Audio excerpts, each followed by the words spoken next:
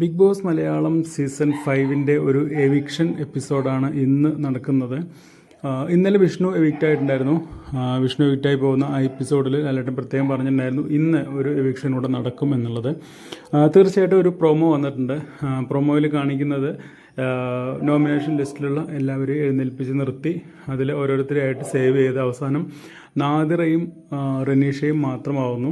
അത് കഴിഞ്ഞിട്ട് ലാലേട്ടൻ പറയുന്നുണ്ട് ഇതിൽ ഒരാൾ എൻ്റെ അടുത്തേക്ക് വരാം എന്നുള്ളത്. അപ്പോൾ സ്വാഭാവികമായിട്ടും നാദിറയോ അല്ലെങ്കിൽ റനീഷയോ ഔട്ടാവും എന്നാണ് നമ്മൾ ധരിച്ചിരുന്നത്. പക്ഷേ ഇന്ന് എവിക്ഷൻ ഇല്ല എന്നാണ് അറിയാൻ വേണ്ടി കഴിയുന്നത്.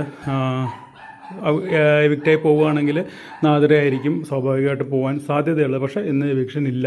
കാരണം എന്താ വെച്ചാൽ റിനോഷ് ശാരീരികമായിട്ടുള്ള ബുദ്ധിമുട്ടുകളാൽ ഹോസ്പിറ്റലൈസ്ഡ് ആണ്.